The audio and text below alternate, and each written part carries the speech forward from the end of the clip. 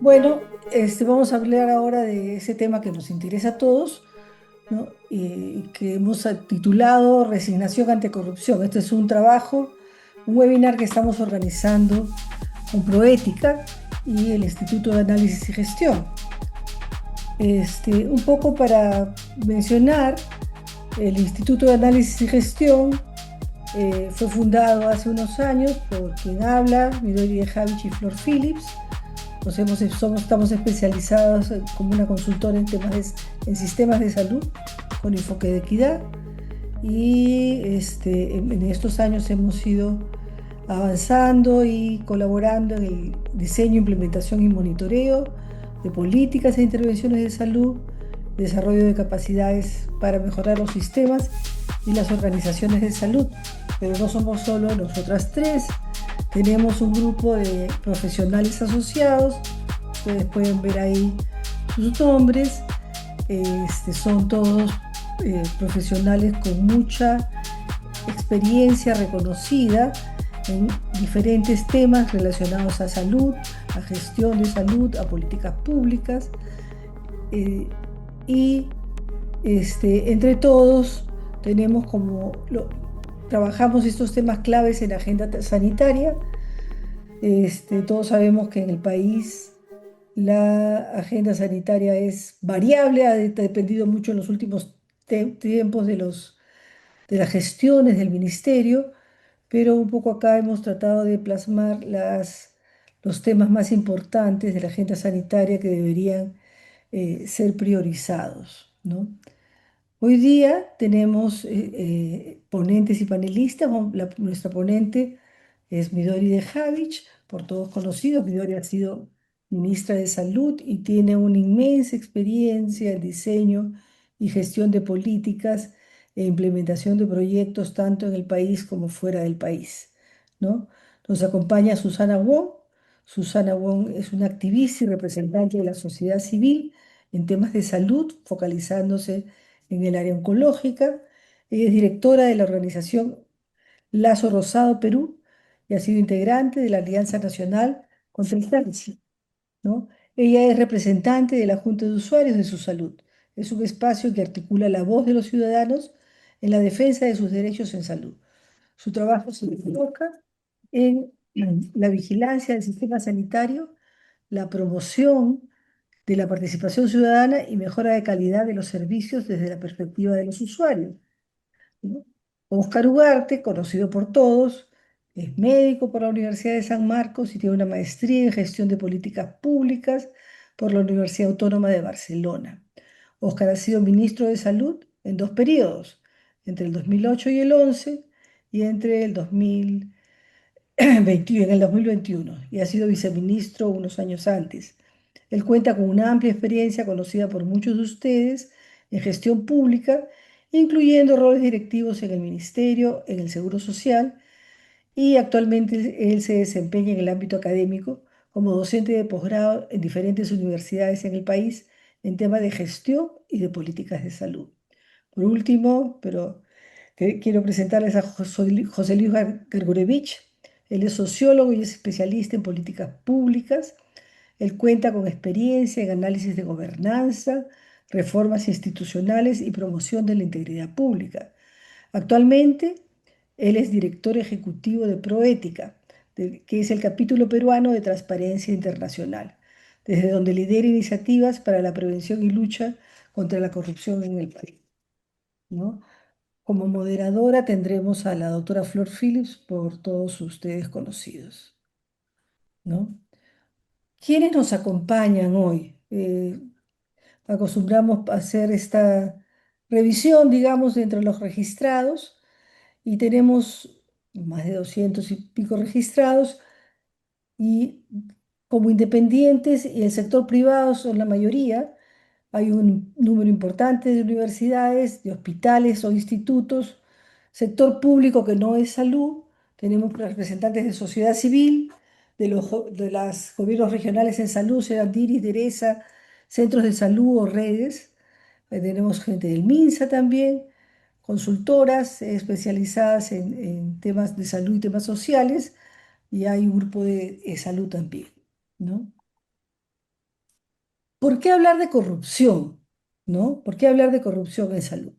Hablamos de corrupción porque la corrupción impacta directamente en el acceso, calidad y oportunidad de atención y afecta a las poblaciones más vulnerables, a los más pobres, ¿no? La corrupción se traduce en falta de insumos, en tiempos de espera y mayores riesgos para los pacientes, y porque enfrentarla es clave para asegurar servicios de salud justos, transparentes y eficientes, ¿no? Este, y eso, con esta introducción pequeña, rápida, los dejo con Midori de Javich, que nos va a hacer la presentación del día, en base a la cual después discutiremos. Muchas gracias, muy amables. Un gusto de verlos a todos. Y sí, efectivamente, les vamos a contar lo que hemos estado explorando en términos de corrupción a raíz de este feliz encuentro que hemos tenido con Proética y la oportunidad de explorar su encuesta, de la cual vamos a hablar. En diciembre del año pasado tuvimos la oportunidad de participar en un ejercicio de escucha con los usuarios de servicios de salud. Yo diría, por lo menos la mitad de las personas que asistieron y participaron eran de las juntas de usuarios de su salud, de quienes vamos a hablar más, estoy segura, en la ronda de comentarios. Y solo he extraído, seleccionado 3 citas que me parece muy interesantes porque lo que encontramos en esta exploración de alguna forma nos ratifican que estas no son anécdotas, que son patrones. Entonces, muy interesante traerlas a la mesa. Las voy a leer muy rápidamente, léanlas ustedes también. Una promotora de salud de Villa El Salvador nos dijo: ¿qué tengo que hacer? ¿Volver a medicina para que me vuelvan a actualizar mi receta y vuelvo otra vez a hacer cola? Y si es un apéndice, un hígado graso que, no, que pueden empeorar, tengo que esperar hasta el día 30. Veo que Susana asiente. Eh, Otra persona, un usuario del Hospital Sergio Bernales, nos dice: si hago mi queja me van a señalar, no me van a querer atender, y aparte yo quiero que mi familia se atienda rápido, de esta manera esto es lo que puedo lograr. Y finalmente, una activista de Comas que nos dice: cuando ha habido quejas, se ha quedado en quejas, porque todo el sistema, entre ellos, porque es todo el sistema, entre ellos se tapan y se cubren. Fue una experiencia, como ustedes comprenderán, muy aleccionadora. Y la siguiente, por favor. Y nos animó, nos motivó a ver qué podíamos explorar en la encuesta de Proética para estudiar esta idea de hay una resignación ante la corrupción. Un poco el objetivo es entender qué genera esta percepción que es operacionalizada, si ustedes quieren, en la encuesta, como la respuesta: hay que pagar coimas para que esto funcione. Y ver si tenemos algunas luces como para pensar en cómo se rompe este círculo vicioso, ¿no? Es una corrupción que a través de la resignación se normaliza. Y esto esta exploración lo orientamos en sentido de 3 preguntas.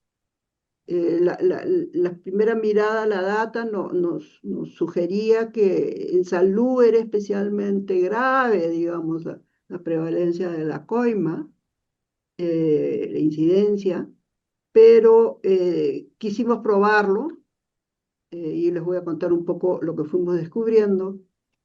Nos queríamos preguntar, queríamos saber qué factores explican la resignación y por último, lo más importante tal vez, eh, cómo podemos intervenir efectivamente. La siguiente. Entonces, espero que en 20 minutos y confío que Paulina me va a tener alertada de mis tiempos. Lo que vamos a hacer es explicar, tratar de explicar, asociar una explicación a la resignación, a esta idea de hay que pagar para que funcione. Vamos a también explicitar qué es lo que la data no nos está explicando, no nos está diciendo, y por qué esto importa y qué podemos hacer. La siguiente. Esta es la encuesta, la famosa encuesta, 13ª encuesta nacional sobre percepciones de la corrupción en el Perú en el 2025. Seguro que Juan Luis también nos va a hacer un comentario sobre la importancia y la permanencia de esta encuesta en el tiempo. La siguiente, por favor. Entonces, como les decía, el tema era comenzar por tratar de operacionalizar este concepto de resignación y efectivamente encontramos estoy admitiendo gente y me distrae un poco, cómo operacionalizamos la medición en la encuesta, ¿no? Y efectivamente, esta encuesta contesta muy bien eso porque tiene una variable que efectivamente es fácil identificar con resignación, como ustedes ven ahí, son las respuestas: si uno paga, las cosas no funcionan, todos lo hacen, es costumbre, ¿no? Por el otro lado, esa misma variable nos permite discriminar los que no se resignan con la respuesta se puede evitar, no se justifica. Entonces, no necesito que piensen mucho en estas definiciones, solo para que sepan ustedes que es una pregunta que se puede responder. Muchas de nuestras preguntas se pueden responder directamente con la encuesta. La siguiente, por favor. Y claro, lo que primero vimos es cosa interesante. No parece haber y no hay, según las pruebas que hemos hecho, una diferencia sustancial entre niveles socioeconómicos en la prevalencia de resignación. No digo que la corrupción golpee igual a todos, eso no es la interpretación correcta. Lo que estamos diciendo es que el grado de resignación es similar a lo largo de, en este caso, los cuartiles, ¿no? Está presente en todos los niveles, lo cual es un primer punto a notar en nuestra comprensión del fenómeno, ¿no? Siguiente, por favor. Entonces, como habíamos visto alguna evidencia, algunas primeras datos que parecían decir que salud era particularmente problemático en esta área, comenzamos a modelar un poco la relación entre salud y resignación.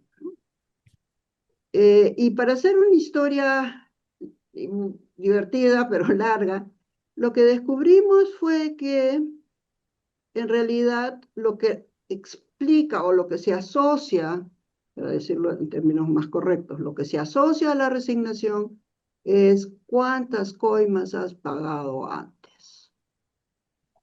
Es decir, la cadena de coimas.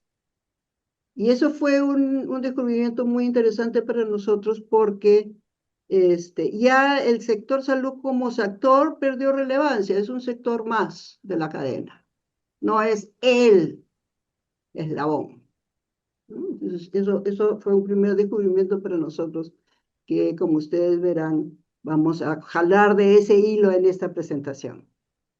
La siguiente, por favor. Entonces nos comenzamos a fijar en, bueno, ¿y qué tan larga es esta cadena? Estamos hablando de cuántos sectores. Y la encuesta nuevamente nos permitió ver varios sectores, un buen número de sectores. La pregunta era si se había pagado de coima en estos sectores, ¿no? Buen número de sectores, entonces buena información. Y hay una medición acá, que a la que no voy a entrar, pero una relación muy directa con la encuesta. Y paso a la siguiente, que es el siguiente hallazgo, que es, no es dónde se paga, sino cuántas veces se paga.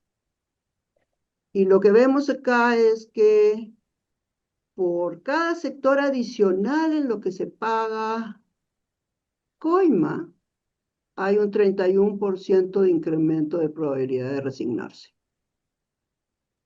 Es lo que nos está diciendo este 31% acá, ¿no? Entonces hay una acumulación de coimas que se refuerza además la resignación cada vez que se paga una coima más. Esa es un poco la historia que nos cuentan los datos. La siguiente, por favor. Yo no voy a, este es una lámina que me gusta mucho, pero no le voy a dedicar mucho tiempo, solo voy a dedicar 2 segundos. Vayamos a la fila de salud, que es el tema que efectivamente nos congrega hoy. Lo que esta fila nos dice es que si una persona ha pagado una coima en salud, hay 57% de esos han pagado una coima en trámites. 48% han pagado en tránsito. 57% en colegio. Esa asociación salud-colegio es interesante para explorar. Y entre los más altos ha pagado también, el que ha pagado en salud también ha pagado policía, ¿no? Entonces acá yo creo que esta lámina daría para una conversación en sí mismo, pero sí vemos que hay un patrón de acumulación muy fuerte que se va haciendo aún más denso, si ustedes quieren, a medida que nos acercamos a, por ejemplo, ser justicia, ¿no? Uno llega a justicia con una larga cadena, por decirlo así. La siguiente, por favor. Entonces, quisimos meterle otra variable al análisis y decir, ok, entonces podemos encontrar la política anticorrupción y sobre todo la confianza en la política anticorrupción como un elemento que disminuye la resignación, que disminuye las cadenas de coima, y después de operacionalizar eso, y acá están todas las instituciones a las cuales la encuesta le pregunta si la lucha contra corrupción es muy mala, buena, etc. Y lo que encontramos finalmente, la siguiente, es que sí, la data nos dice que hay una relación entre longitud de cadena de coimas y la resignación. Ese es un resultado estadísticamente robusto, digamos. No podemos hablar de causalidad, pero sí podemos hablar de asociación, ¿no? No encontramos relación estadística, ninguna evidencia ni de sí ni de no, porque estas relaciones fueron todas no significativas, entre confianza con la lucha anticorrupción y acortar las cadenas o eh, eh, revertir resignación, ¿no? Entonces eso también me parece un poco lo pongo sobre la mesa, porque me parece que abre una discusión, tal vez me gustaría comentar a, José Luis, cuán cerca está la política y las políticas de lucha anticorrupción a lo que pasa en la microcorrupción, ¿no? De repente hay una conexión que o no entendemos enteramente, o habría que mirar para ver cómo se puede reforzar. La siguiente, yo creo que ya me estoy quedando sin tiempo. No, 3 cosas que quisiera que ustedes recordaran. Uno es, si podemos ver los colorcitos acá, uno es Si es una cadena, por lo tanto, no basta con limpiar un solo sector, por, por bien que lo hagamos. El segundo es, hay que pensar en cómo cortar la cadena, ¿no? Y una tercera idea es cómo pensamos en formas de prevenir las colas temprano, digamos, a las víctimas que recién están comenzando la ruta de acumulación de resignación, ¿no? Coimas de resignación.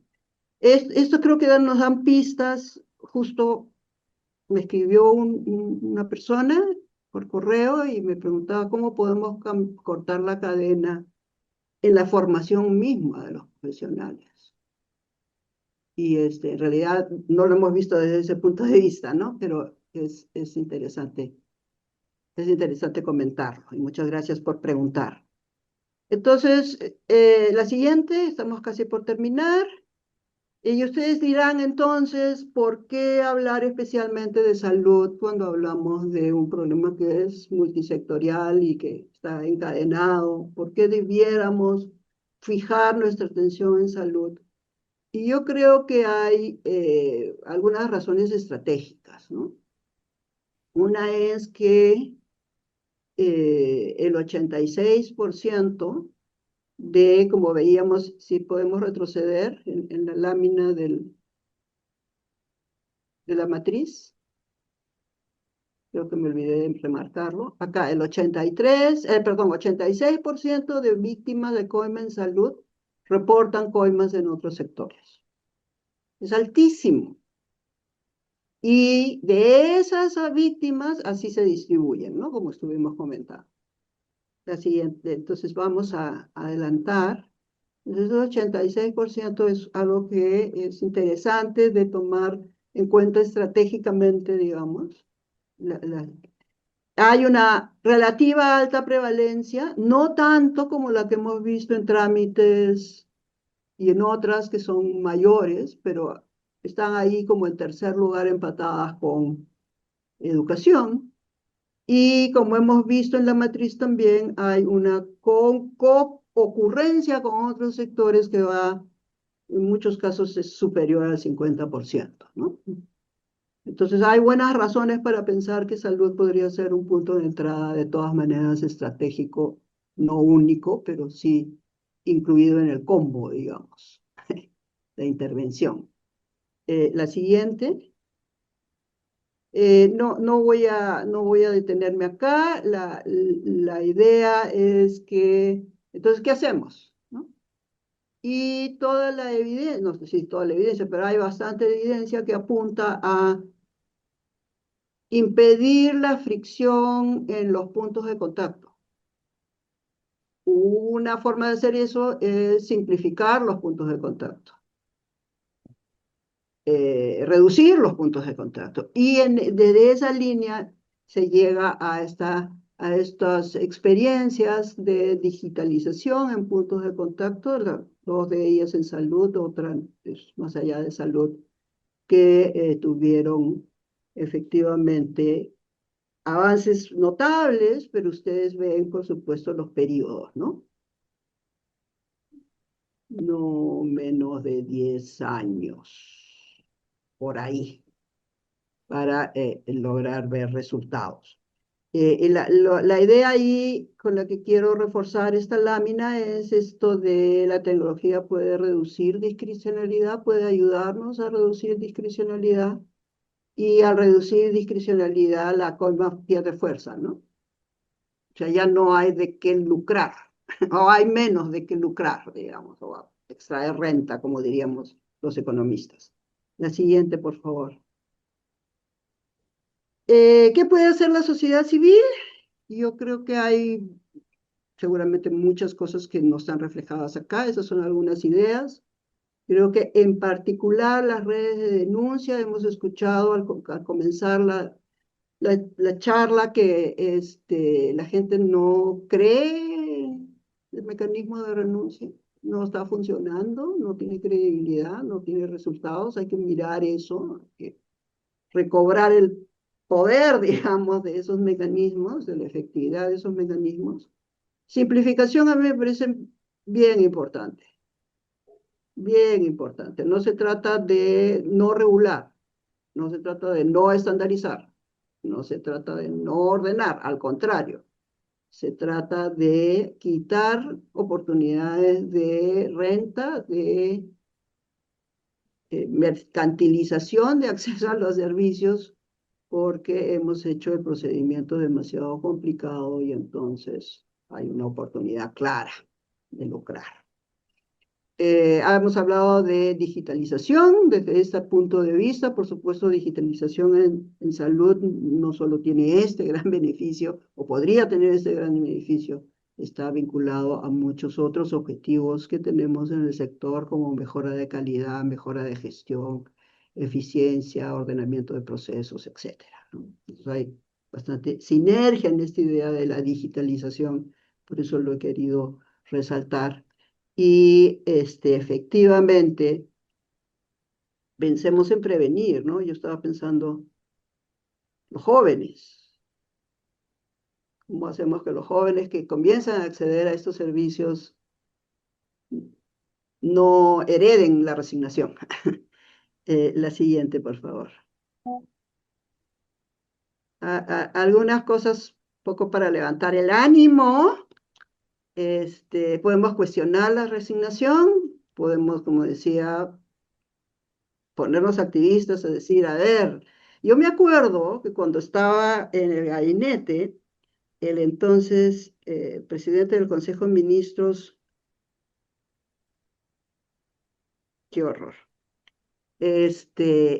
impulsó una iniciativa que era premiar a aquel trámite que los ciudadanos consideraran el más inútil.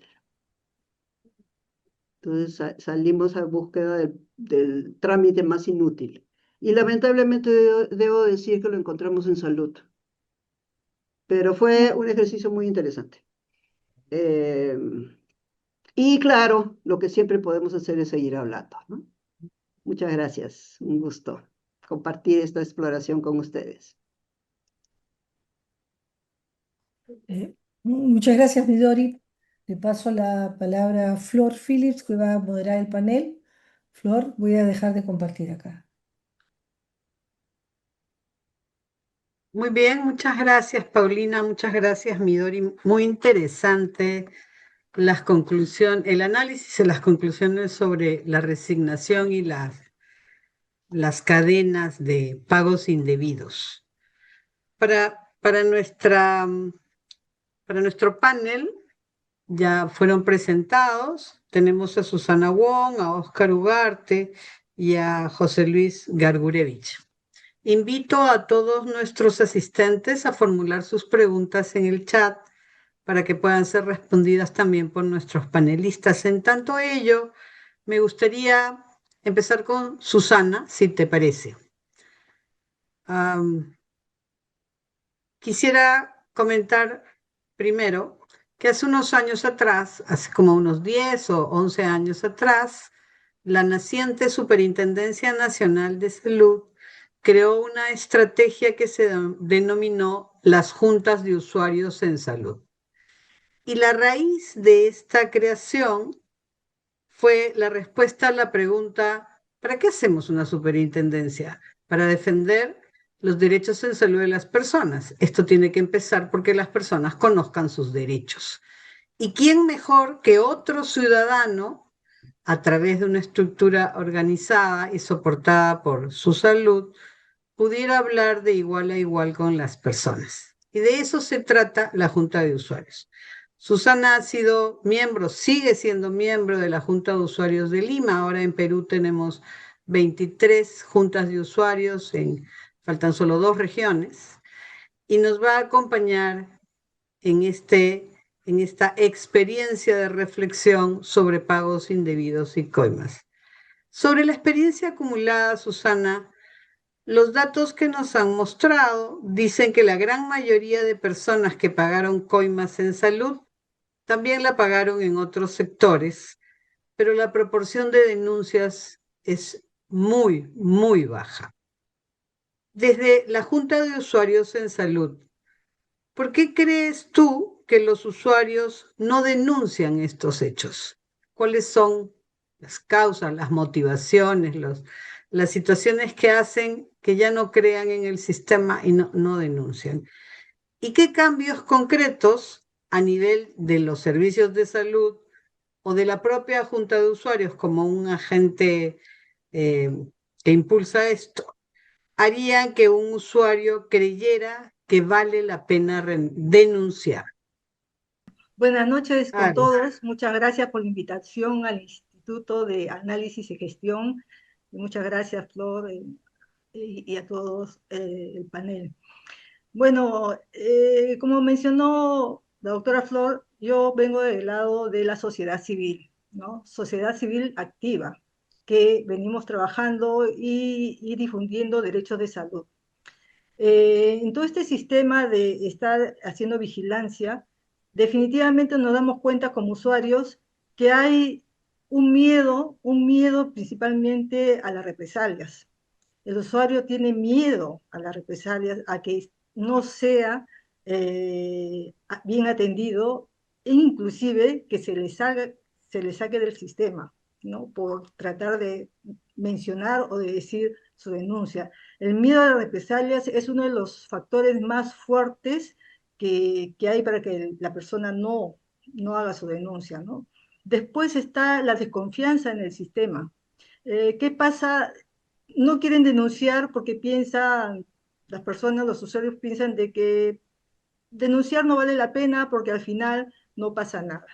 Esa es la desconfianza que tienen y entonces no voy a sacar, voy a hacer valer mi derecho o no voy a poder solucionar, porque esto es una pérdida de tiempo, tengo que llenar un formulario, un formato, entonces no vale la pena, ¿no? Luego uno de los factores también es la normalización de la corrupción. Y eso creo que lo vivimos todos, ¿no?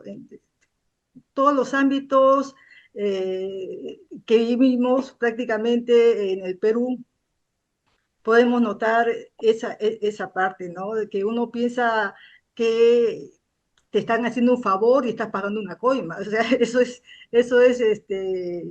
increíble, ¿no? La persona que te hace el servicio de circular por el sistema fácilmente, tú dices, me está haciendo un favor, ¿no? Pues tú estás pagando una coima. Entonces no se están dando cuenta de que están haciendo un acto de corrupción, ¿no? Entonces, muchas cosas, muchos temas se han normalizado. Y eso es bien peligroso porque la gente lo está tomando como algo muy natural. Y ese es uno de los factores que hay que trabajar bastante, el tema de educación y de información, ¿no? La normalización de la corrupción es bien fuerte y yo creo que es uno de los principales problemas, ¿no? Luego está la falta de información. ¿Qué pasa? Que la gente, por decir los usuarios, mucha gente no sabe dónde hacer sus denuncias, ¿no? No tiene la mayor información, no tiene la capacitación y por último no le interesa, ¿no? Le interesa solamente cuando tiene el problema encima. Y cuando tiene el problema encima, pues no sabe.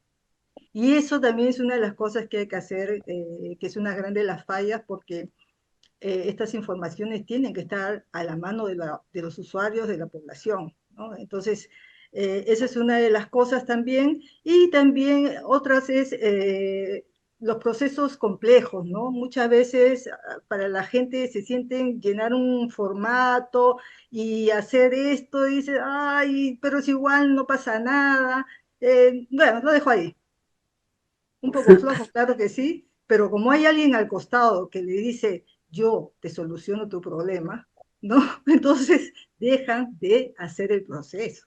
Entonces, eso es una de las cosas que también hay que trabajarla mucho porque siempre lo que vemos en los servicios de salud, y eso sí lo quiero dar como información para todos, es que se crea un mercado de trabajo. Quizás ustedes no lo han notado, pero hay muchos pacientes que circulan dentro del sistema, que están atendiéndose, pero como conocen muy bien el sistema, ellos hacen favores a otros pacientes, ¿no? Yo te ayudo con esto, y bueno, esta persona está agradecida y le paga algo, le da algo, ¿no? Para tu gaseosita, para tu comidita, para esto. Y ya esos pacientes están curados, ¿ya? Pero siguen en el sistema haciendo su trabajo para ellos, ¿no? Entonces, ese es uno de los temas que también hay y existe dentro de los hospitales. Quizás no está muy visible, pero los pacientes sabemos lo que pasa, ¿no? Entonces, esa es una de las cosas que hay que tener bien presente y visibilizar también, ¿no? En este mundo tan difícil y fuerte, y más ahora que estamos en nuestro país en este proceso de elección presidencial, y que, por favor, no me sale un poquito del tema, pero yo estoy muy indignada porque no han puesto el tema de la salud dentro de los debates, algo tan Sí, pues. importante. Hemos reclamado, hemos presentado documentos, pero quería mencionarlo porque no quería que se pase este momento, porque para mí, como sociedad civil, como paciente, me indigna, y quería hacerlo y mencionarlo, ¿no? Bueno, en ese sentido, ¿qué podemos hacer para solucionar? Desde la Junta de Usuarios estamos trabajando con su salud voluntariamente, todas las organizaciones haciendo difusión de los derechos de salud, todas las organizaciones de la sociedad civil representadas en personas con discapacidad, pacientes, adultos mayores, club de jóvenes, todos los representados de la sociedad civil, estamos ahí trabajando en todas las regiones, pero falta, a pesar que es un tema voluntario, dentro del sistema falta presupuesto. Su salud no tiene mucho presupuesto. Entonces, si tenemos una entidad que es débil, no le ponemos corazón, los coordinadores, los trabajadores, porque es cierto, saben su trabajo, saben qué hacer, pero muchas veces nos quedamos sin enlaces. Los enlaces son las personas coordinadoras que están en cada región. Entonces, ese es un tema que también hay que ver, hacer fortalecimiento de nuestras entidades, de nuestras instituciones, la transparencia, ¿no? Entonces, eso también, la transparencia y el fortalecimiento de entidades de control, eso también hay que hacer una vigilancia, hay que hacer una fiscalización. Nosotros en Perú tenemos muchas leyes, muchas normativas, pero falta accionar, falta gestión y faltan estos controles, ¿no? Estos controles y fiscalización. Al final y al cabo, tiene que haber, con un presupuesto tiene que haber un gasto y tiene que haber un resultado. Y esto de la corrupción también, justamente tenía que ver también este tema de la educación, ¿no? La educación del usuario que no sabe dónde ir.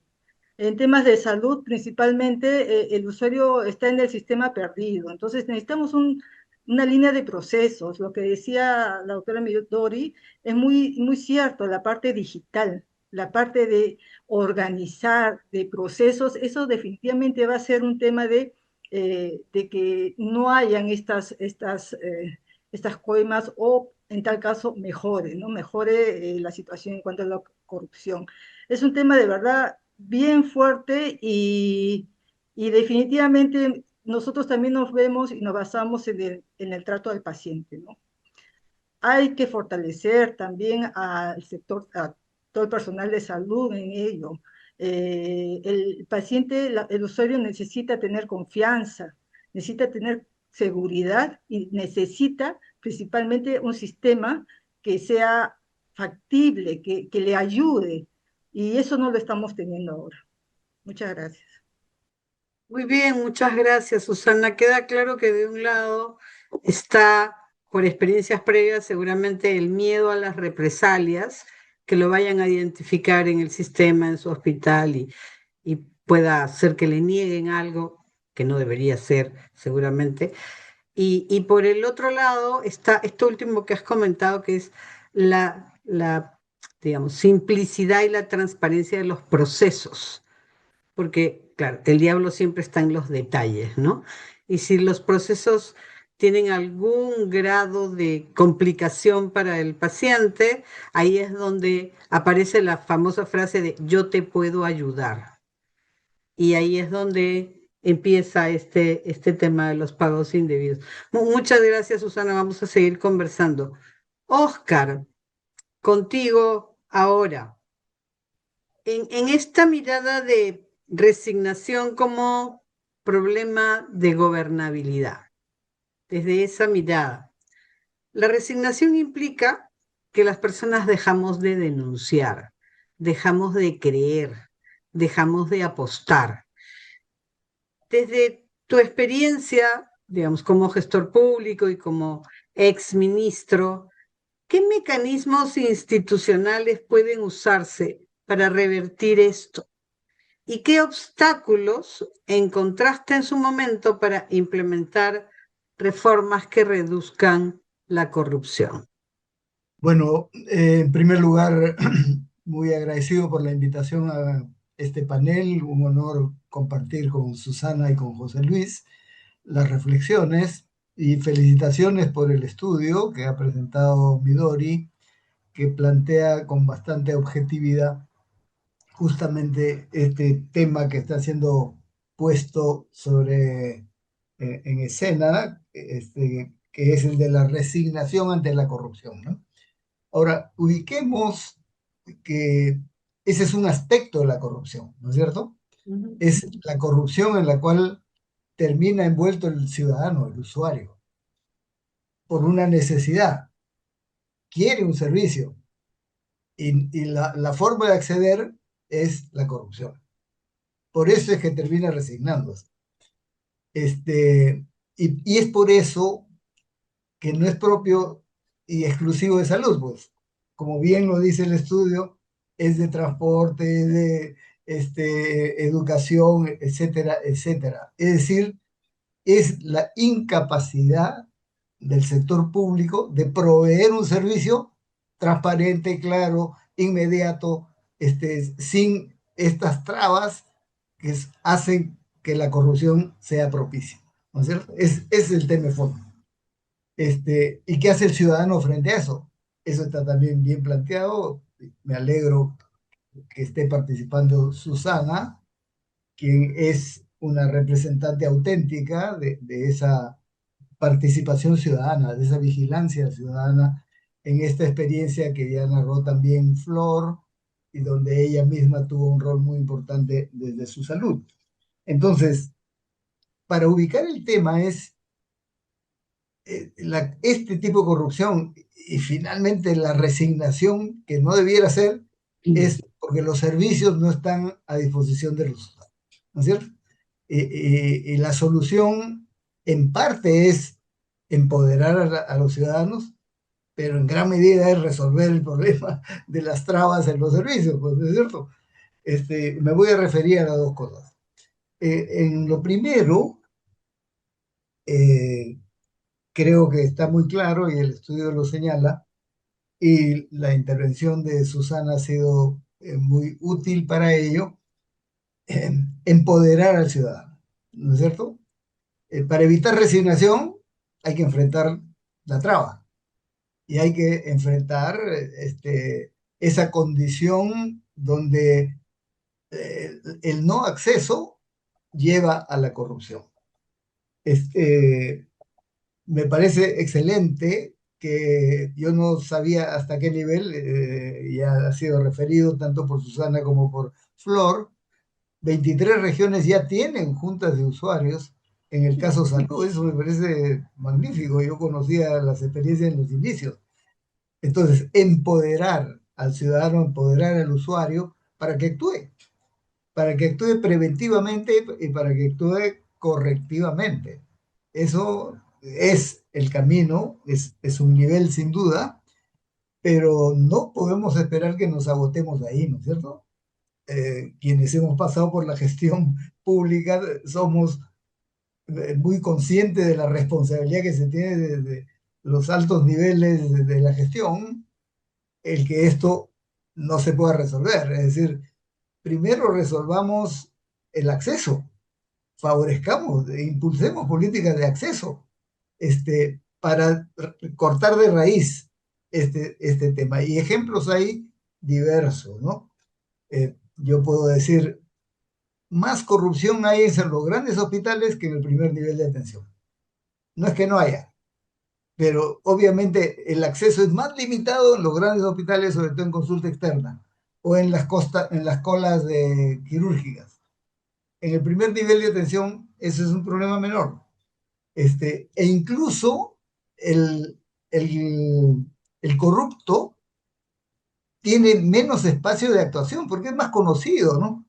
En el primer nivel de atención, en el centro, en el puesto de salud, fácilmente pues los indican y lo conocen porque muchas veces es del barrio. En los hospitales otra cosa. Entonces, ya eso nos está diciendo que es mejor priorizar primer nivel de atención, incluso para los efectos de corrupción, y para desatorar los servicios. Eso ya es manido, es conocido, digamos, no voy a insistir, pero hay políticas generales que resolverían problemas como estos de corrupción si resuelven el problema del acceso, que es el tema de fondo. No solo en salud, obviamente también con los colegios. ¿Por qué hay corrupción? Porque los chicos o las familias no tienen el acceso suficiente a las escuelas, etcétera, etcétera. Bien, eso ya nos lleva a, reafirmando, digamos, los hallazgos de la investigación, a propuestas de solución. Una ya está mencionada, que es el empoderamiento de los usuarios, no voy a insistir. El segundo es un proceso de reorganización de los servicios, ¿no? En el MINSA, en el Salud, que son los dos grandes prestadores, y ahí podemos individualizar por tipos de hospitales, servicios, etcétera. Ahora, me parece, y esto es una apreciación conociendo ambos lados, que el empoderamiento y la presencia del usuario está más desarrollado en el MINSA que en el Salud. En el Salud, si bien hay una, ¿cómo le llaman? Gerencia de los derechos del usuario o algo así, me parece, Gerencia del asegurado. del asegurado, digamos, la organización y el empoderamiento de los asegurados es mínimo, ¿eh? No funciona eso. Y debiera funcionar, porque eso corregiría en gran medida. Entonces, esos también son temas de política institucional que hay que favorecer, ¿no es cierto? Pero en el caso del MINSA, hay hospitales y hospitales, ¿no? En unos sitios funciona mucho mejor, las autoridades están más interesadas, en otros eso es menos Notorio. oso, digamos así. Y creo que hay un elemento, también ha sido mencionado, necesitamos capacitar al personal. O sea, el desarrollo humano del el personal es fundamental para que sean conscientes de que no deben recurrir a la corrupción, pues, ¿no es cierto? Que es un problema serio, ético, y que todo prestador de servicios debe respetar y no caer en esa situación. Pero voy al tercer plano, digamos, de esto que estamos conversando a nivel de soluciones, es este, tiene que hacerse relación entre mejorar estas condiciones de corrupción si priorizamos el primer nivel de atención como atención, y ya no vamos a insistir porque es importante, pero podemos comparar, ¿no es cierto?, lo que pasa en un centro de salud y lo que pasa en los grandes hospitales. Pero además, yo he tenido también participación directiva en CISOL, Sistema de Solidaridad. Ahí este problema es mínimo, porque el mecanismo es otro, ¿no es cierto? El usuario paga de su bolsillo, lo que está mal en principio, pero accede directamente, por eso es que tienen éxito. Y ya dijimos en otras oportunidades, el 40% de los que se atendían, por lo menos en los años que yo estuve ahí, en los hospitales de solidaridad eran asegurados de salud, que no encontraban camino, iban allá y pagaban, se evitaban no solo las colas, sino la coima y todo lo demás. Y el pago en Sisol resultaba seguramente más barato que la coima, o equivalente, entonces es fácil esa conexión.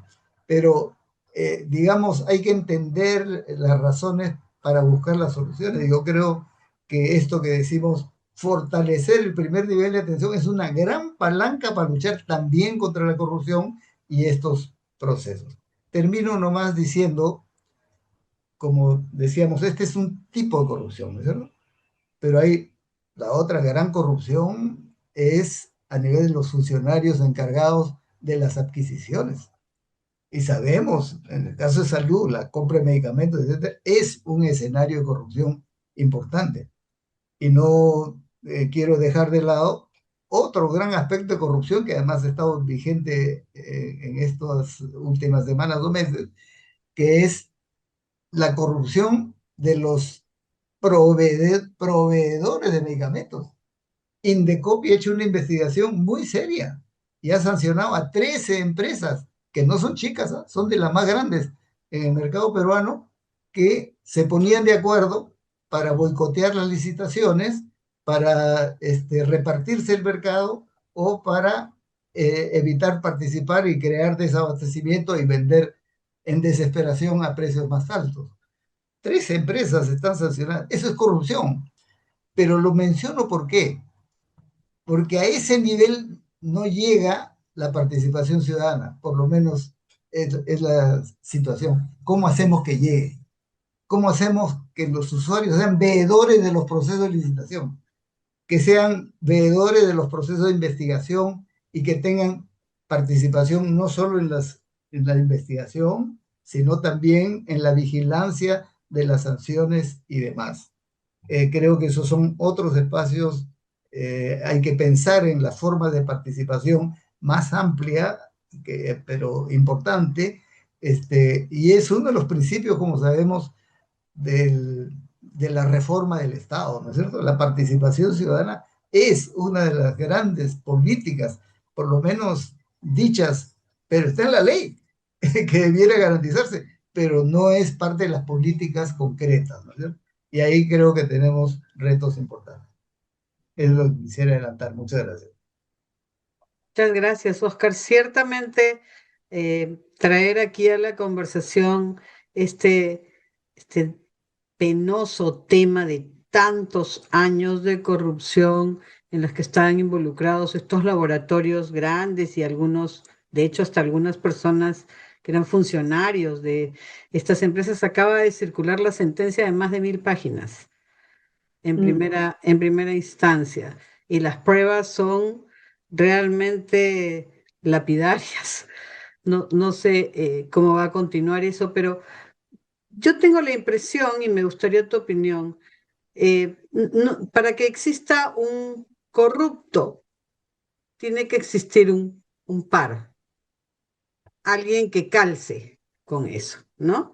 Entonces, esta investigación de Indecopi eh, está muy centrada en los laboratorios y en sus 5 funcionarios, pero no he podido ver nada, digamos, que vincule esta muy mala conducta con la conducta regular de los funcionarios de Digemit o de Senares o quien fuera el que correspondía durante estos 15 años que ha durado este desatino, no sé, esta situación incalificable, ¿no? De robarle la salud a las personas. Eso sí que es robar la salud a las personas.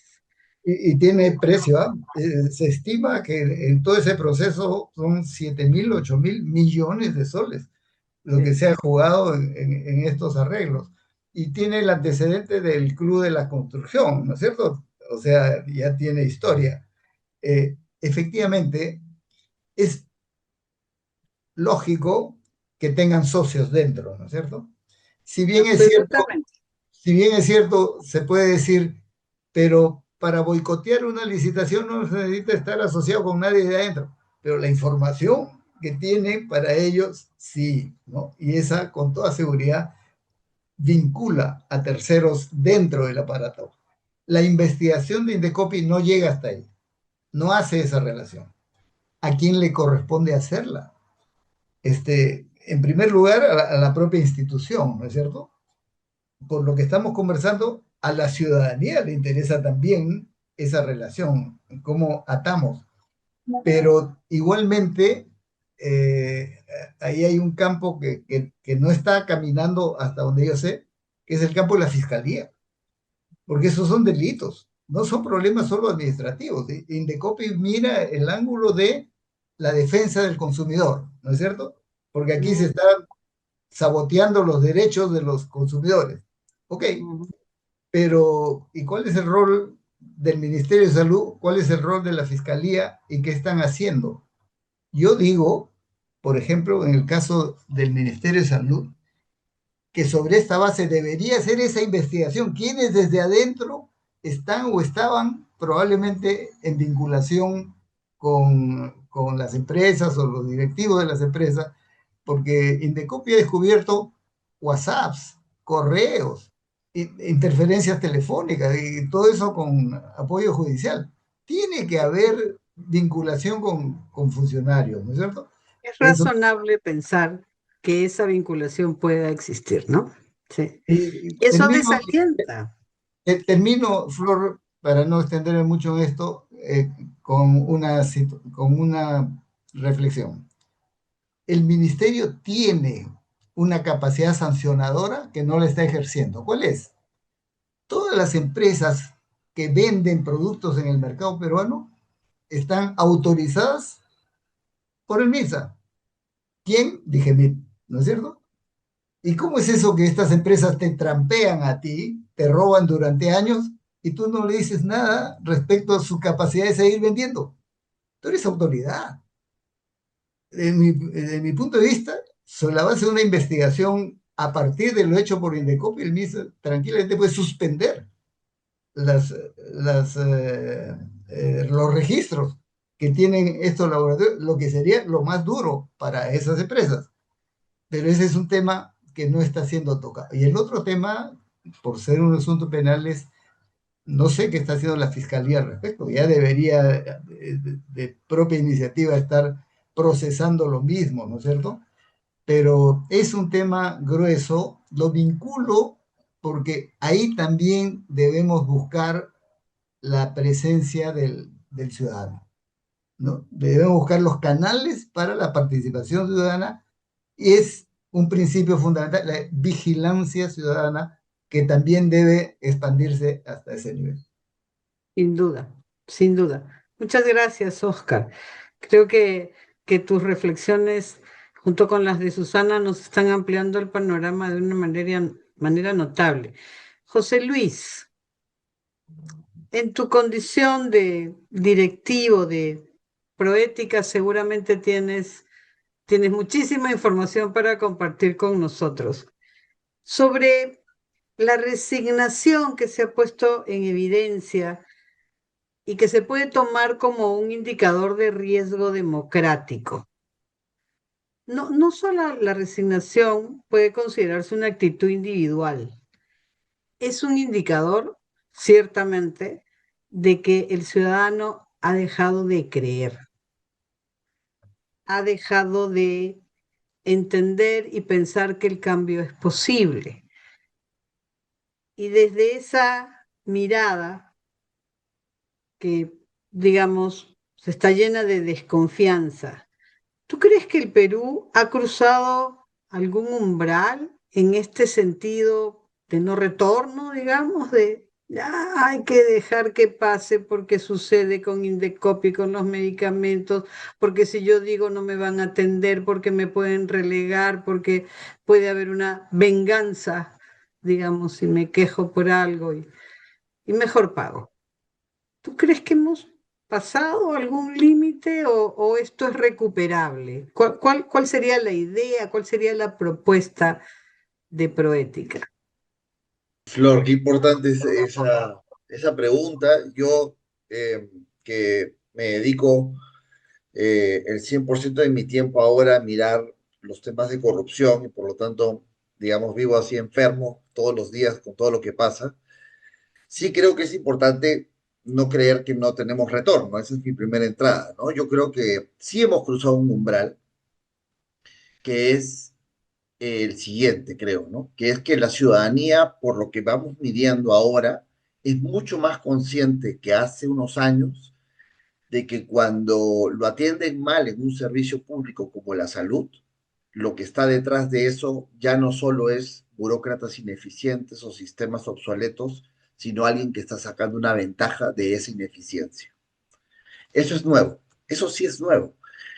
Me refiero que no es nuevo que eso suceda, lo que es nuevo es que la gente ahora verbaliza que ahí hay corrupción, que la corrupción no solo está en los grandes litigios, en los ladrones que le han robado el país, digamos, en términos económicos, sino que la corrupción está en ese trato, digamos, directo con el servicio público. Eso salió en la encuesta de Proética, que gentilmente el instituto ha hecho también este estudio, con mucha fuerza. Antes la primera respuesta es, ¿cómo crees que la corrupción afecta a tu vida cotidiana?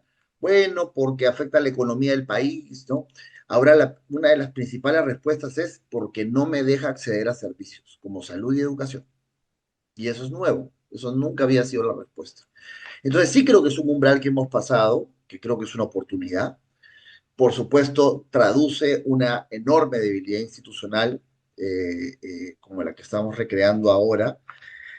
Y yo quisiera, a ver, voy a compartir con ustedes algunos temas que ya los han dicho y algunos datos también. Hay una entrada muy interesante en el mundo de los que estamos mirando integridad con respecto a por qué hay esta resignación, esta naturalización de la corrupción, y es en gran medida porque para todos no es lo mismo hablar de corrupción, y cada vez que cuando uno escucha corrupción, para cada persona es algo diferente.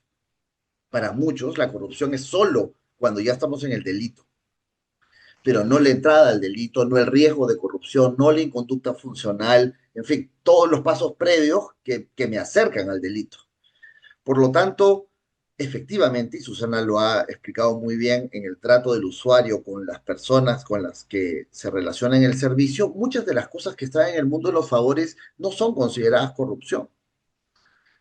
En la encuesta de Proética hay una pregunta muy interesante sobre eso y se le pregunta a la gente, oye, cuando tú tienes que pedir un favor para que atiendan a un familiar tuyo, ¿tú crees que esta es una conducta aceptable o no? Y el 50% de las respuestas es totalmente aceptable. Y la segunda pregunta es, ¿y tú crees que pedir ese favor, pagándolo o no, porque lo pagas de alguna manera, es corrupción o no? El 70% dice no es corrupción. Apenas una falta se da por ahí, digamos, por ahí.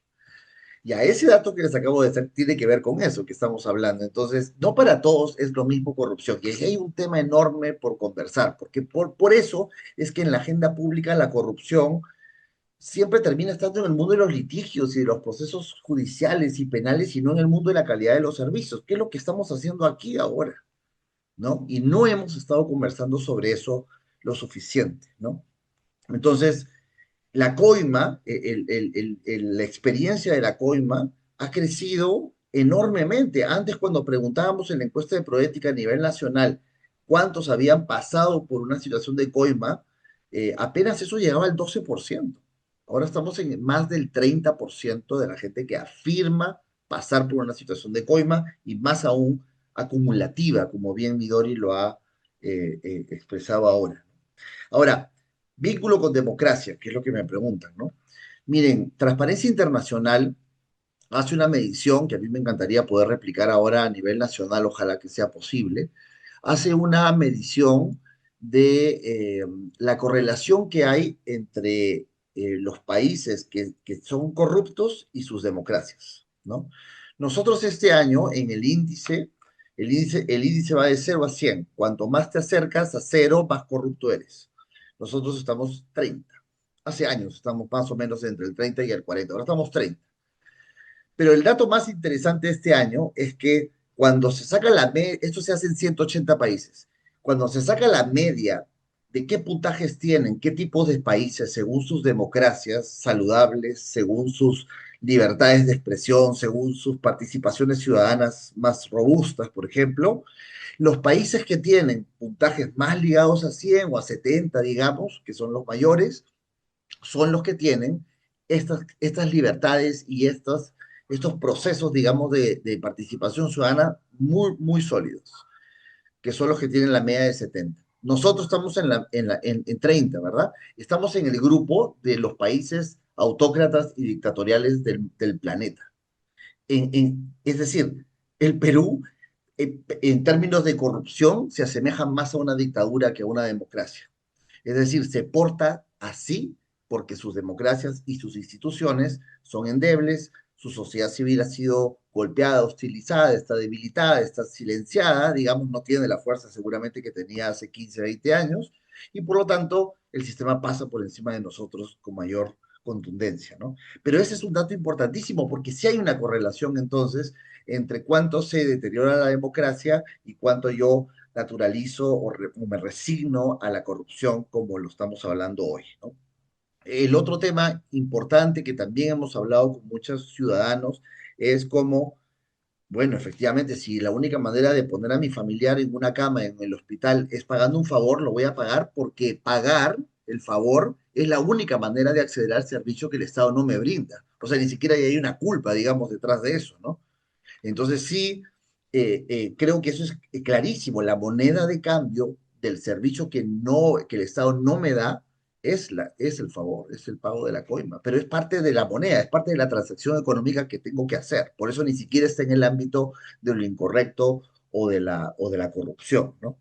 Eh, Ahora, ¿por qué? Yo veía la pregunta que Midori planteaba de por qué empezar por salud, y hay mucha coincidencia en este momento. Yo, en ese sentido, me siento muy optimista de creer que estamos en el mejor escenario para pensar en cómo hacemos una estrategia ahora de integridad, digamos, en los establecimientos de salud. Hay mucha coincidencia. Y yo creo que es porque salud es de esos servicios donde los corruptos no hacen negocio frente a la eficiencia, un poco lo que decía Oscar, ¿no? O sea, el negocio de la corrupción no aguanta la calidad de un establecimiento de salud, que es lo que no pasa en otros sectores. La frase de roba pero hace obra funciona en algunos sectores, como por ejemplo las obras públicas, los caminos, las carreteras, donde tú puedes sacar una parte, digamos, de ganancia, e igual la carretera está hecha o el camino está hecho. En salud es de esos servicios que para lograr un nivel de calidad como el que esperamos, al corrupto no les negocio. Entonces, aplicar los mejores controles de calidad al servicio ya ahuyenta la corrupción sin tener que perseguir la corrupción. Eso es bien interesante, esa es una entrada que yo creo que es importantísima que podemos hacer justamente con espacios como los que estamos hablando hoy, y en Proética estamos impulsando lo más que podemos, empezar por el sector salud, tanto por la calidad del servicio, como estamos hablando en la última milla, en lo que sea, digamos, la prestación final, pero también en el rol que cumple las juntas de usuarios como las que Susana participa hoy, que creo que son los espacios que hay que robustecer, pero que hay que dotarlos, bueno, de recursos, obviamente, porque eso no puede ser ad honorem, ¿verdad? Y tienen que ser espacios que logren que haya resultado, porque también parte de la resignación y de la frustración es la impunidad. Es que todo se sale con la suya. Y eso es lo que más recogemos en realidad esto, de los espacios con los ciudadanos. Es, ni siquiera estoy tan molesto por el nivel de corrupción que hay, en realidad estoy molesto porque no les pasa nada. Entonces, ¿por qué me tendría o sea, por qué existe, por qué el rol de Susana, digamos, sería replicable en los ciudadanos si no va a pasar nada por estar atento, denunciar y vigilar, ¿no?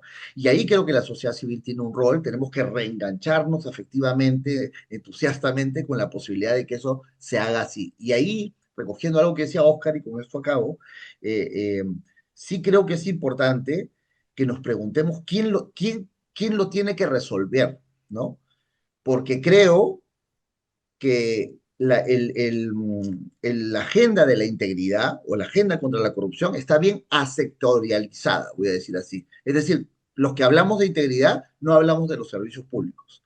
Estamos mirando como no sé, pues cosas más institucionales por fuera, en lo nacional, ¿no? Por eso nos importa mucho el sistema nacional y la autoridad nacional y la CAN. Bueno, yo igual tengo que hablar, digamos, de esos arreglos. Pero cuando estamos, por ejemplo, ahora hablando de salud, el que tiene que resolver la corrupción es salud, es la rectoría de la salud, es la gobernanza en salud, es MINSA, es el director del establecimiento. Y eso es lo que no hacemos, por eso miramos fiscalía o miramos a otros que nos defiendan, pero es el propio sector el que tiene que hacerse cargo de este problema, que es un problema del servicio, de la calidad del servicio. Entonces, creo que esa es una manija, Flor, que hay que voltear para poder responder a tu pregunta de si hay un retorno o no. Sí hay un retorno, sí hay, obviamente que sí, que tiene que ver con fortalecer ese manejo de la gobernanza del sector sobre su integridad y fortalecer la vigilancia ciudadana como el rol de las juntas de usuarios, ¿no? Creo que esas dos cosas tienen que suceder en paralelo para poder salir, digamos, en parte de este problema. Con eso acá. Gracias, Flor. Muchas gracias, José Luis. Es bien interesante porque de escucharlos a los tres uno puede concluir fácilmente que la corrupción es como un tema latente y que está a la espera de la oportunidad. Y la oportunidad se va a presentar si los procesos no son claros, si no son transparentes, si son incomprensibles para el ciudadano. Pero por otro lado, la oportunidad también se va a presentar si esta situación de procesos débiles se combina con ciudadanos desinformados, que es todo un tema, y con caos.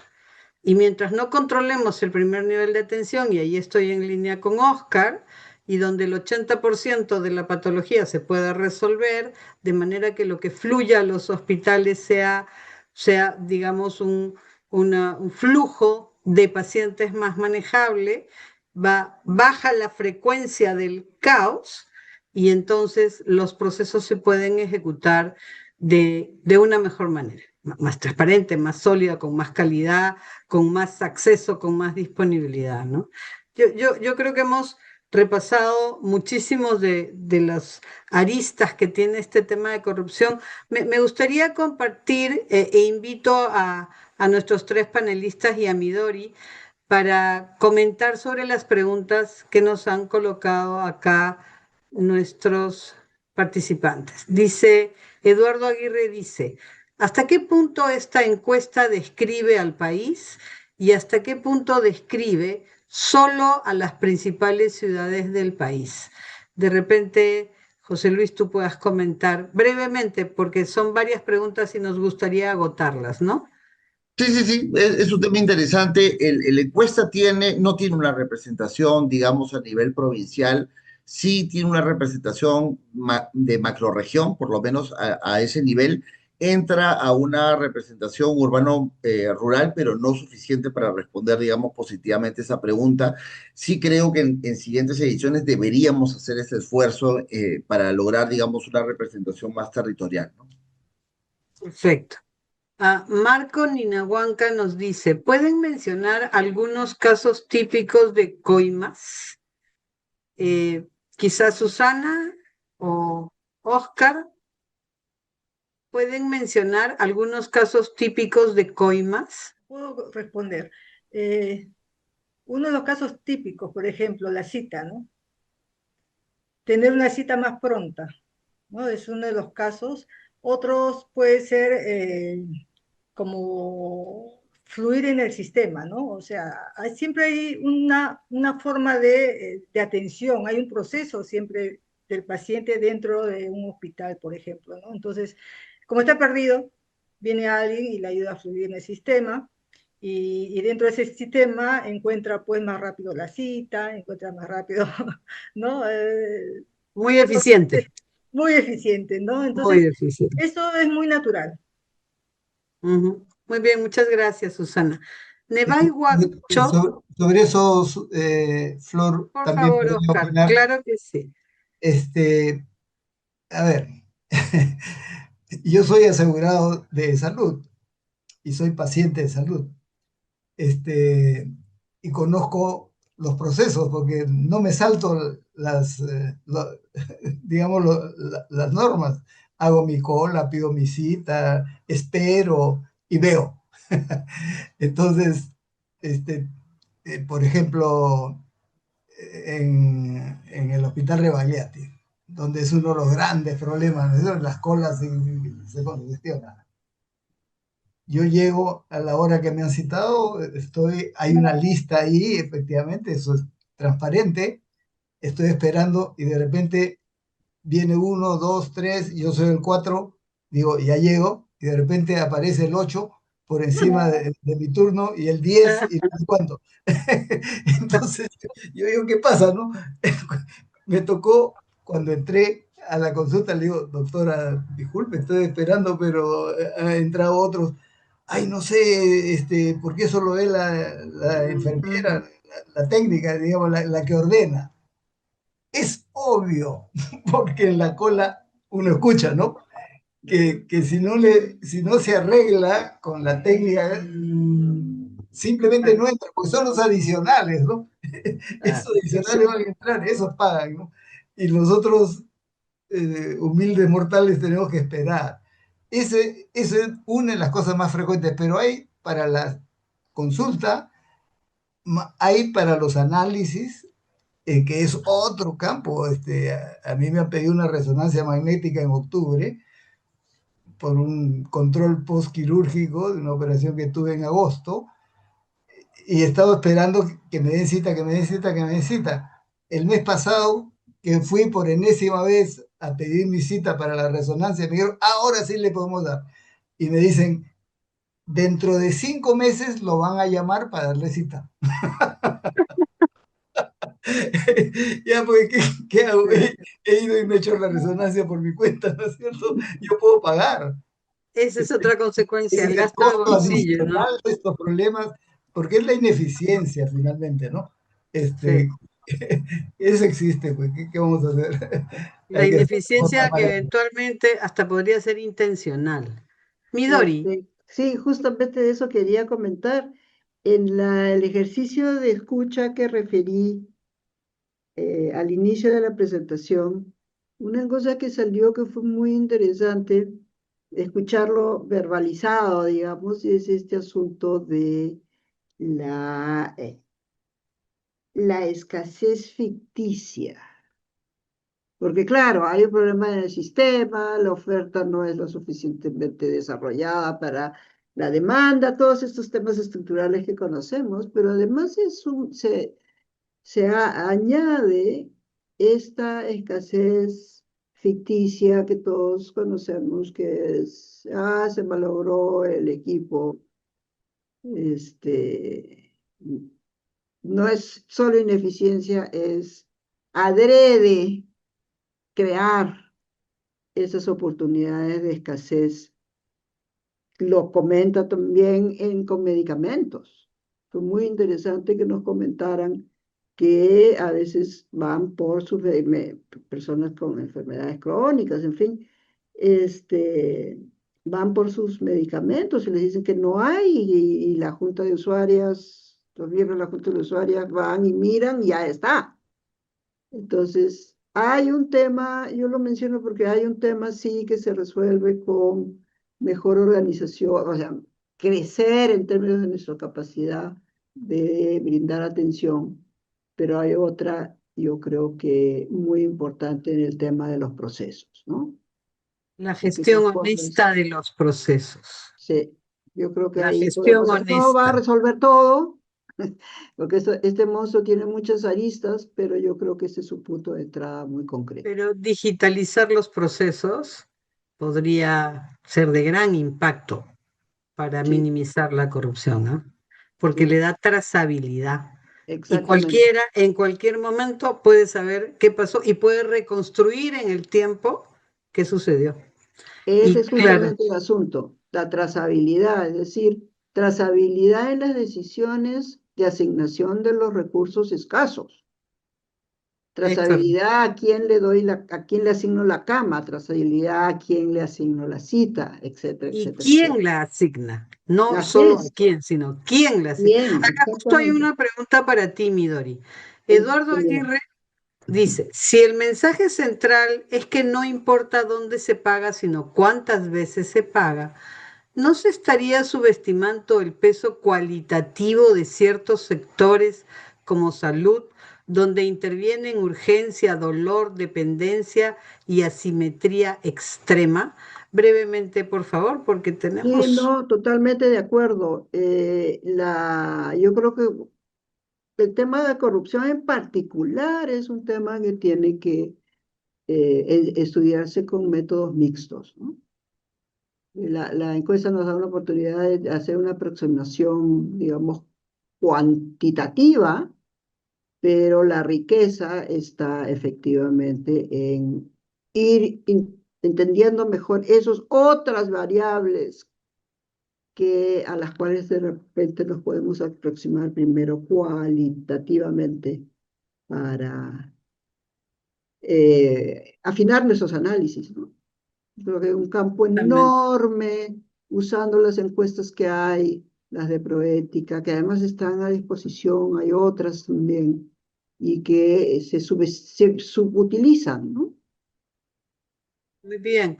Xiomara Chávez pregunta, ¿qué herramientas o instrumentos se han implementado para la transparencia y control, sobre todo en temas de medicamentos, en especial la compra? ¿Han utilizado la evaluación de tecnologías sanitarias para evitar temas de sobreprecio y corrupción? De repente, Oscar puede hacer algún comentario sobre esto.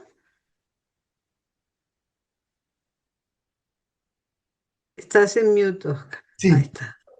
¿podrías repetir, por favor, Flor? No, no. Con mucho gusto. Dice Xiomara Chávez, dice, ¿qué herramientas o instrumentos se han implementado para la transparencia y control, sobre todo en temas de adquisición de medicamentos?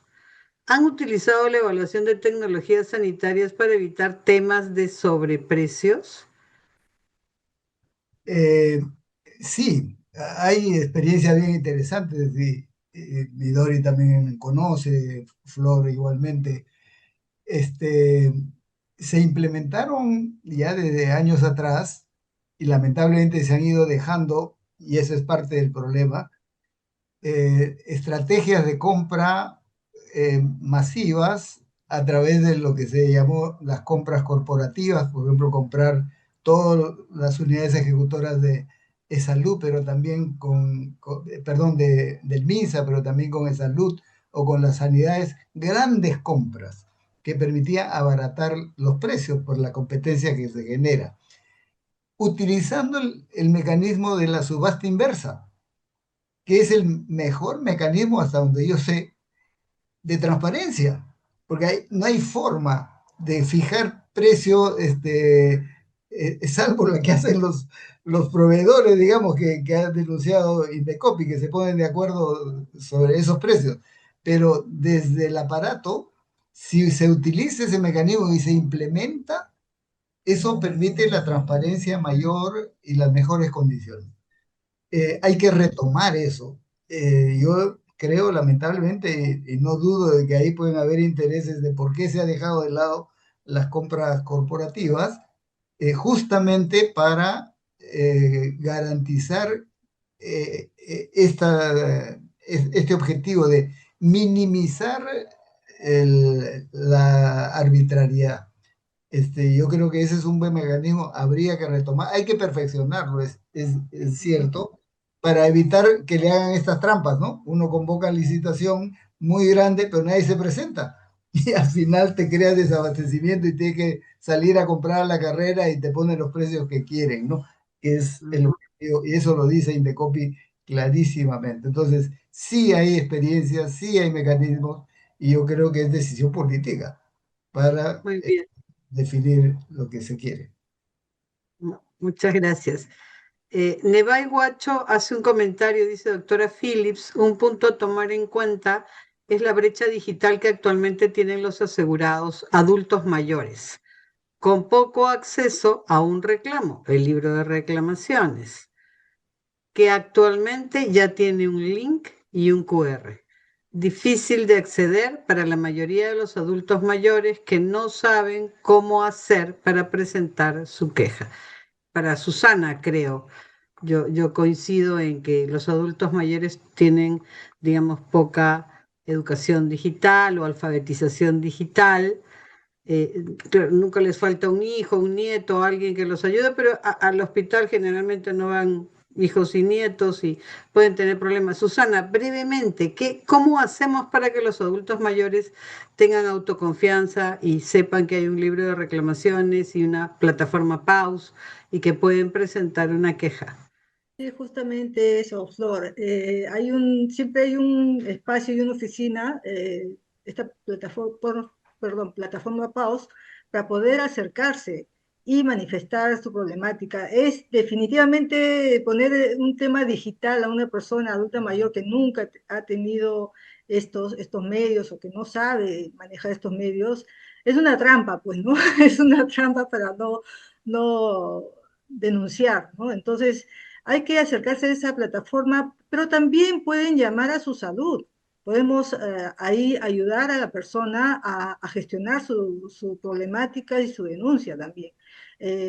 Llama al 113, opción 7, y su salud, la Superintendencia Nacional de Salud, va a atender a alguien que le va a atender a su problema, ¿no? Pero normalmente lo que sucede es que un familiar más joven que conoce sistemas ayuda a la persona adulta mayor a llenar estos formatos. Son totalmente, bueno, es muy difícil muchas veces, ¿no? El que no sabe manejar estos sistemas, pero el salud no está siendo consciente con su población, así que eso también se merece una fuerte denuncia, ¿por qué no decir? Una fuerte denuncia para que ellos manejen sus sistemas de acuerdo a la población que tienen, ¿no? Muy bien, muchas gracias, Susana. Acá tenemos un comentario largo. Miguel dice, según la Contraloría General de la República, en el 2023 el costo de la corrupción en el Perú ascendió a 24.000 millones de soles, marcando un incremento del 4% en comparación con los 23.000 millones registrados en el 2019. Perdón. Para atacar este mal que se ha vuelto endémico en nuestras instituciones, por el lado de la demanda se debe empoderar a las juntas de usuarios y en las instituciones públicas se debe fomentar la participación ciudadana mediante auditorías sociales, transparencia en la gestión pública a través de portales de datos abiertos y canales accesibles de denuncia, fortaleciendo así la vigilancia social. Asimismo, por el lado de la oferta en las instituciones, debemos invertir en el desarrollo de capacidades humanas dentro del sector público. ¿Qué acciones en el corto plazo proponen para fortalecer la lucha anticorrupción en el sector salud a nivel nacional? Bonita pregunta, con cifras y datos, 24.000 millones, no sé cuánto será del PBI, pero puede ser alrededor del 2%, me parece, no sé, me dirán los economistas. Una acción, Susana, una. ¿Qué propondrías que las instituciones hagan para fortalecer esta lucha anticorrupción? Tú Mira, como usuario, como paciente. Flor, es muy claro que la salud se ha politizado y se ha perdido toda calidad de gestión. Entonces, yo creo que deberíamos empezar por ahí, ¿no? Por la gente que maneja todo el sistema de salud. Eso me parece que es principal porque dentro de esta politización hay personas que muchas veces no saben su trabajo. Muchas veces la falta de gestión, o sea, puede haber recursos, puede haber, como quien dice, la plata para poder hacer las cosas, pero no gestionan y no son eficientes. Entonces, yo creo de que esa parte, en este punto que tenemos en el país, es de politizar la salud y tener a la gente adecuada. Muy bien, muchas gracias. Laura Altobelli dice, en los CLAS, los usuarios insatisfechos tienen una línea directa de queja a través de la asociación CLAS. No sé si Midori quieras comentar algo sobre los Y CLAS. en realidad, muy brevemente, yo creo que voy a regresar a una idea que ya expresé, pero creo que la experiencia de los CLAS y sus modificaciones en el tiempo, tiene lecciones muy interesantes para pensar en lo que decía Oscar, cómo fortalecemos la participación de los ciudadanos, particularmente a nivel territorial, ¿no?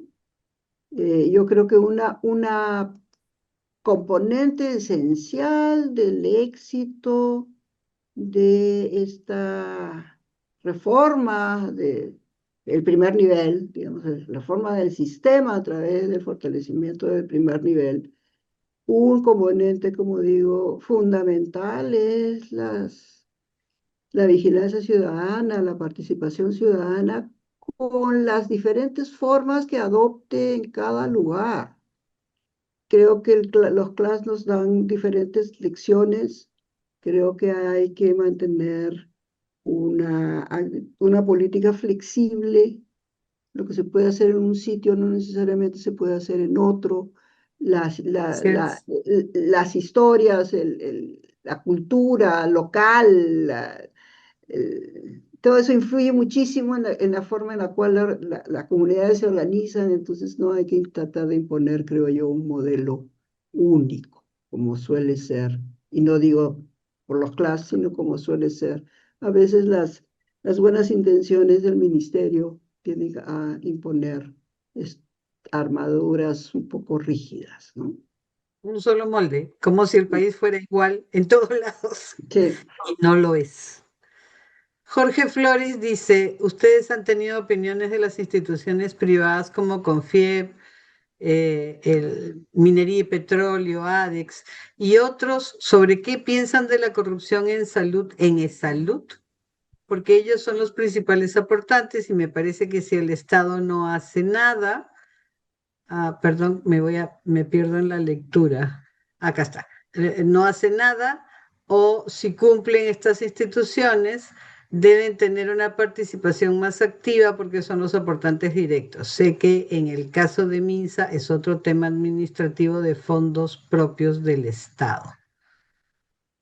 Sí, pues efectivamente, salud tiene como origen de financiamiento el aporte que hace el empleador y por eso es que tienen participación en el directorio, por eso ya son temas que se están, entendería yo, discutiendo en varios foros, cuestionando incluso, digamos, la forma en la que el directorio debe operar en salud, ¿no? Y hay hasta un proyecto de ley que ha pasado por el Congreso. Luego dice Luis Rodríguez, dice, es cierto que se necesita fortalecer la vigilancia ciudadana, pero ¿cuánta responsabilidad tienen las entidades fiscalizadoras? Fiscalizadoras como superintendencia, fiscalizadoras como no lo precisa. De repente, José Luis, tú quieras comentar. Dice, es cierto que se necesita fortalecer la vigilancia ciudadana, no, no solo en salud, pero ¿cuánta responsabilidad tienen las entidades fiscalizadoras de las diferentes organizaciones? ¿Qué opinas? Sí, y está muy bien un poco en la línea de lo que estábamos hablando, la fiscalización de la calidad, digamos, o la supervigilancia de la calidad, si queremos meter a las superintendencias en sectores claves como educación y como salud, creo que tienen que ser parte justamente de cómo un estándar de calidad tiene que ser la integridad, la transparencia, por ejemplo, ¿no? O el desempeño de la gestión de riesgos que tienen las organizaciones, ¿no? Que creo que también es algo que hemos perdido en el tiempo, pero eh, esa forma, digamos, de desempeñarte gestionando riesgos, mirando con anticipación lo que puede generar una vulneración a los servicios, debería ser un estándar de calidad que sea supervisable por estas entidades, tanto por tu propia organización, que debería tener un oficial de cumplimiento, un oficial de integridad con esas características, eh, como por las entidades fiscalizadoras, efectivamente. Más allá de los grandes fiscalizadores, que son obviamente los del sistema de administración de justicia, el Ministerio Público, la Defensoría del Pueblo, qué sé yo, toda esa constelación, pero creo que hay que empezar a mirar la supervisión y la fiscalización dentro de las entidades nuevamente. Totalmente de acuerdo. Ah, y para terminar, José Luis Seminario dice, ¿qué hay de la corrupción interna dentro de los servicios de salud? Robo de materiales y equipos, daño de equipos para favorecer el uso de equipos externos, extraer equipos para atención particular, derivación de pacientes a consultorios particulares, falsificación de certificados médicos e informes médicos legales, falsificación de documentos. Es una lista de terror. No sé si, Oscar, quieras comentar algo sobre esto. Esta idea de que los miembros del directorio, del consejo directivo de salud piden tener opinión sobre los problemas que suceden en salud es un poco chistoso, ¿no? ¿Qué directorio de empresa Porque, porque plantea, son el oye, nosotros directorio, queremos pues, ¿no? participar? Bueno, pero hay que decir cuál es el problema. Antes era así. El concepto de seguridad social con un directorio tripartito es el principio, ¿no? Representantes empresarios, trabajadores y del Estado, tenían todas las funciones. Designaban al presidente de la institución, y los gerentes pasaban por ahí también. ¿Y qué pasó? En los 90, hay que recordar, se hizo una reforma de la seguridad social. Flor conoce perfectamente. Y esa reforma implica, entre otras cosas, restarle el poder al Consejo Directivo y transferírselo al presidente ejecutivo. Además, que la elección del presidente ejecutivo ya no es del Consejo Directivo, sino del Estado. Eso es lo que ha pasado. Entonces, lo que tenemos es una institución de seguridad social deformada. Esa imagen en ningún país se encuentra, solo en Perú. Y tenemos, por lo tanto, de los 9 miembros del Consejo Directivo, 6 están pintados en la pared. Los 3 representantes de la empresa como los representantes de los trabajadores, ¿no es cierto? O sea que, claro que tienen derecho, hay que devolverles ese derecho. Eso que dice Flor está en el Congreso, ni merecería discutir. Por esencia de la seguridad social, La debería ser lógica, así. por la Así es, lógica de lo que significa un directorio. así es. Ok, punto aparte. Pero sobre lo otro, sí, las instituciones tienen mucho que decir. Efectivamente, ustedes recordarán un escándalo que se denunció hace algunos años de un directivo en el hospital Loaiza que tenía mucha influencia y negociaba con el sector privado para brindar servicios. ¿Por qué? Porque los servicios del hospital no funcionaban, ¿no es cierto?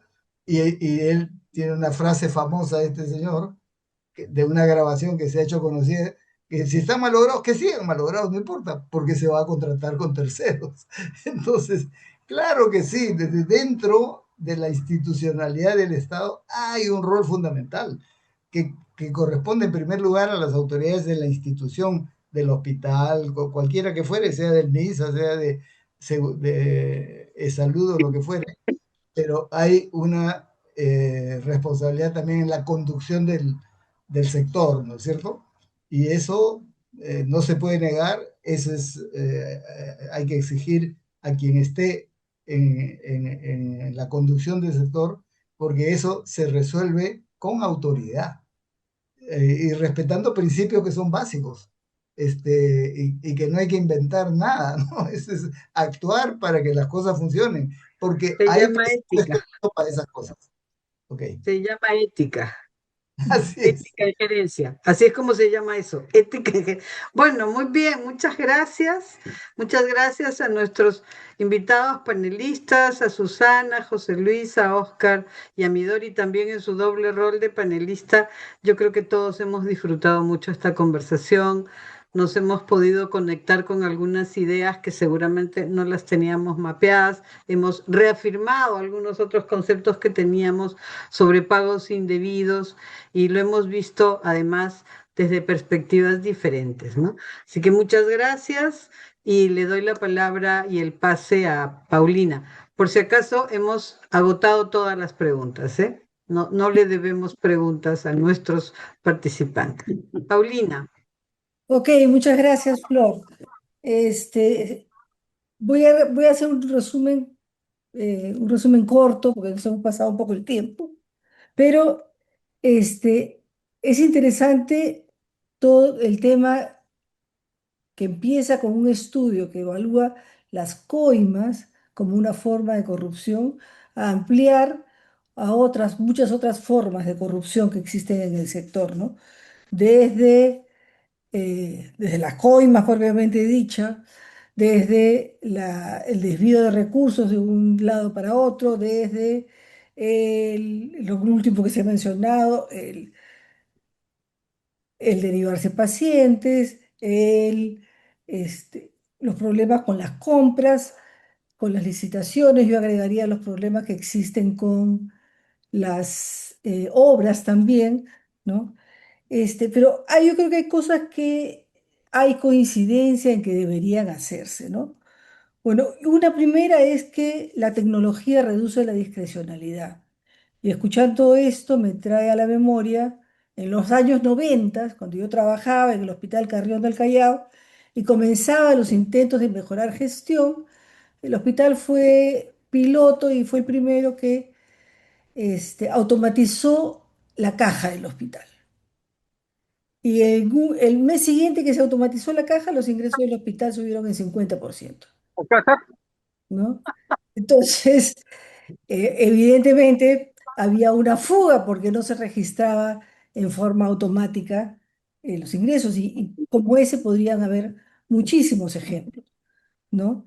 El otro tema es, detrás de los problemas que hay, y es un consenso también, hay procesos no solo complejos, sino complicados, enredados, que dan espacio para que alguien pueda facilitarte la vida, porque este proceso solo lo conozco yo, y si tú me ayudas, yo te ayudo, ¿no? Y otra cosa que se ha mencionado y que es importante es el tema de empoderar al ciudadano, ¿no? Me viene a la mente también cuando empezaba el seguro escolar allá en los 90. Las señoras llegaban con sus niños a la emergencia, porque en esa época, recordemos, los niños eran derivados de los colegios al hospital y generalmente llegaban a emergencia. Y las señoras llegaban diciendo, me tienen que atender. Si le negaban atención, decían, no, me tienen que atender, porque había una publicidad en la televisión que decía que tenía derecho. Y las señoras llegaban empoderadas a exigir su derecho, ¿no? Estamos haciendo muy poco como país, como sector, para empoderar al usuario, para darle a conocer sus derechos. Los esfuerzos que hacen las juntas de usuarios son muy buenos, muy loables, pero no son suficientes. Y no deberíamos descargar en la junta de usuarios la responsabilidad de que los usuarios se empoderen, ¿no? Y para eso existen los temas de comunicación social, para eso existen muchas formas eh, de comunicación hacia el ciudadano de establecer canales de información para que el ciudadano pueda estar empoderado y pudiera hacer una denuncia, ¿no? Lo que me trae también a la mente de un actor que casi pasó de refilón acá, salvo que lo ha mencionado Susana, como que es parte es la Superintendencia de Salud. ¿Dónde está la Superintendencia de Salud? ¿No? Que es la que debería estar fiscalizando los servicios para que den servicios de calidad, sabiendo que un servicio a más calidad, menor opción de, de- de corrupción, ¿no? Otro tema que se ha mencionado también, que es importante, es el tema de fortalecer el primer nivel de atención, como una manera como mencionaba Oscar, en el primer nivel hay menos oportunidades de corrupción y además, si tú fortaleces el primer nivel, vas a tener menos congestionados los hospitales, por lo menos en teoría, entonces va a haber menos oportunidades de corrupción. La capacitación del personal se cae de madura, ¿no? Y un par de cosas más. Bueno, el tema de establecer políticas de acceso para los hospitales y y el primer nivel de atención. Ya José Luis nos ha mostrado que la ciudadanía ahora es más consciente, que cuando hay un problema de acceso, usualmente hay un problema de corrupción detrás de esto, ¿no? Que no Claro. todos entendemos lo mismo por corrupción, ¿no? Y que el otro tema es la vigilancia ciudadana. La vigilancia ciudadana de la que estamos hablando hace décadas, diría yo, y que logra resultados cuando se escucha, se hace efectiva, cuando es escuchada y cuando el servicio reacciona planteando soluciones a los problemas que se presentan, ¿no? Y bueno, eso es básicamente, hay mucho que hacer en este tema, hay mucha responsabilidad en el sector, la superintendencia debería estar más activa, permitir desde la sociedad civil una participación más amplia, desde el ministerio, desde los gobiernos regionales, desde los servicios de salud. Hay múltiples experiencias e iniciativas que lamentablemente no se han extendido como debieran, ¿no? Sin más, yo creo que podemos cambiar. Esperemos que el próximo gobierno, cuyos candidatos están de acuerdo en dos temas, principalmente uno es fortalecer el primer nivel y otro es combatir la corrupción, podamos implementar algunas de estas medidas que estamos hablando, ¿no? Bueno, muchas gracias. Antes de irse, por favor, les estoy poniendo en el chat un link para que pudieran contestar una encuesta sobre el webinar, ¿no? Ya está en el chat.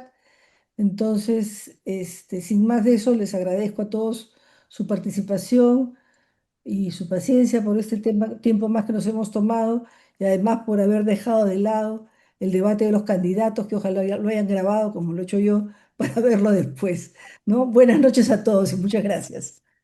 Luego, muchas gracias. Buenas noches con todos, muchas gracias.